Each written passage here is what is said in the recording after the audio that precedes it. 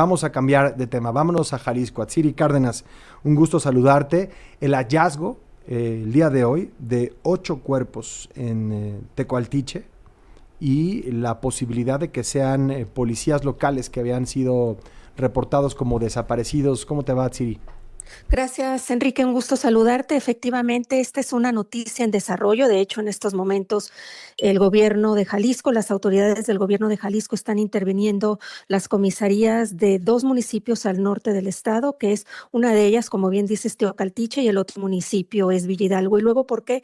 Porque te puedo confirmar a esta hora que sí, efectivamente, los cuerpos localizados sin vida durante la madrugada de este miércoles sí corresponden a los 8 policías del municipio de Teocaltiche, que el día de ayer fueron reportados como desaparecidos luego de que se dirigieran a la zona metropolitana de Guadalajara para realizarse varios exámenes de control de confianza, exámenes que ellos, según me informan fuentes oficiales del gobierno de Jalisco, que han pedido anonimato, ellos ya habían aprobado los exámenes de control y confianza, pero nuevamente se los volvieron a solicitar, y esto se conoce cuando es el día, que es muy importante, el día que el gobierno de Donald Trump designa como grupos terroristas, como bien lo dijiste tú al comenzar tu programa, como grupos terroristas a 6 cárteles de México como grupos terroristas, y esta nueva masacre en Jalisco sacude a los habitantes del occidente de México. ¿Por qué? Porque las autoridades creen que detrás de esta masacre de los policías podrían estar justamente 2 de los 6 cárteles que están considerados como grupos terroristas. Estamos hablando del cártel Jalisco Nueva Generación y del cártel de Sinaloa. Y es que en esta zona del norte de Jalisco, que se conoce como la zona norte, muy cerca de los límites con el estado de Aguascalientes, han tenido infinidad de eventos relacionados con el crimen organizado. ¿Por qué? Porque incluso desde el año pasado, Enrique, se localizaron ahí centros de vigilancia del crimen organizado, donde han incluso asegurado decenas de cámaras de videovigilancia, donde incluso tenían amenazados a los comerciantes y habitantes de la zona de que las colocaran ahí para halconear, como se dice en el argot policial, a todas las autoridades de Jalisco. Entonces, este nuevo hallazgo de los 8 cadáveres, de hecho, el gobernador Pablo Lemus en una entrevista hace apenas unos minutos dijo que serían 8 cuerpos y el chofer, pero es una noticia en desarrollo, entonces no se sabe si entre los 8 cuerpos está el chofer o son 8 cuerpos más el chofer. Lo que sí se sabe es que los policías eran entre los 22 años de edad y 62 años de edad. La semana pasada se realizaron infinidad de operativos policiales en esta zona, donde incluso localizaron y aseguraron el que sería el vehículo monstruo o supermonstruo número 27 en los últimos años, esos vehículos de blindaje artesanal donde el crimen organizado pues los modifica para poderse encontrar o repeler a las fuerzas federales. También volvieron a localizar la semana pasada 115 cámaras de videovigilancia en estos 2 municipios que ahorita están siendo intervenidos, Villa Hidalgo y Teocaltiche, justamente por pues lo que ha estado sucediendo, que nuevamente las policías de Jalisco están en manos del crimen organizado, y es lo que muchos periodistas nos preguntamos, ¿cómo es posible tanta infiltración del crimen organizado? Porque el año pasado solamente se realizaron, Enrique, al menos 25 intervenciones a policías municipales de Jalisco. Es lo que estamos viviendo en estos momentos. El gobernador de Jalisco está compartiendo en sus redes sociales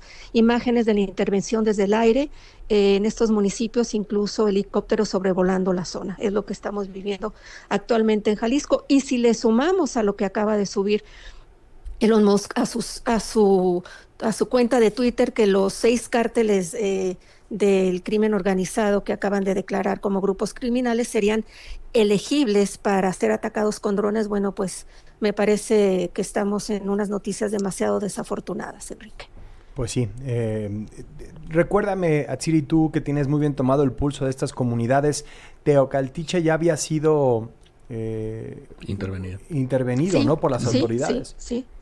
fue incluso en el gobierno pasado, en la administración pasada de Enrique Alfaro, fue intervenida porque localizaron un centro de videovigilancia que no pertenecía a las autoridades, sino era un centro de vigilancia clandestino, muy cerca del centro del municipio, del centro de la plaza municipal, donde incluso las autoridades de ese entonces, la Secretaría de Seguridad Pública, distribuyó imágenes, un centro clandestino clandestino como el C5, por ejemplo, ¿no?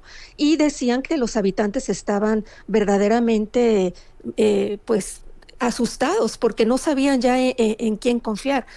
Eso es lo que Teocaltiche está, como te digo, muy cerca de del límite con el estado de Aguascalientes y es un territorio que se disputan estos dos cárteles criminales, ¿no? Entonces, nuevamente están en estos momentos asegurando toda esta zona y es la noticia que está en los titulares de todos los periódicos del occidente de México. Pues Atsiri Cárdenas con el reporte muy completo allá desde Jalisco. Muy buenas tardes, muchas gracias, Atsiri. Gracias, Enrique, buenas tardes.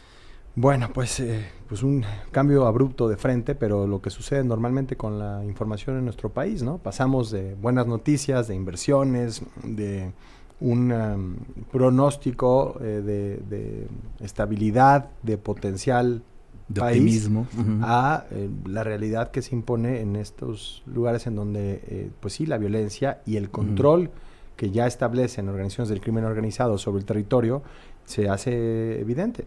Así es, desde 2017 le tocó a Aristóteles Sandoval, entonces gobernador de Jalisco, intervenir ese municipio para tomar el control de la seguridad de forma estatal. Sí. Entonces no es un problema nuevo. Sí. Yo me pongo a pensar, ¿no? Lo complicado que va a ser este panorama, no en la realidad, en el terreno, ¿no? Sino en lo político.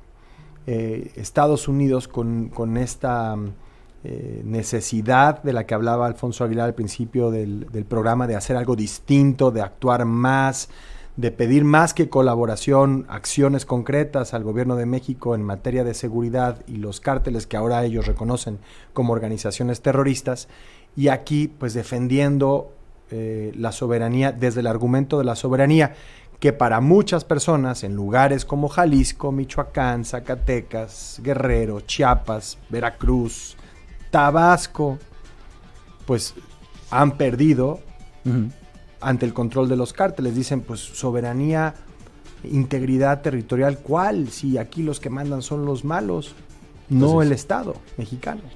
Entonces, de nuevo, una línea muy complicada. La intervención no siempre viene del extranjero.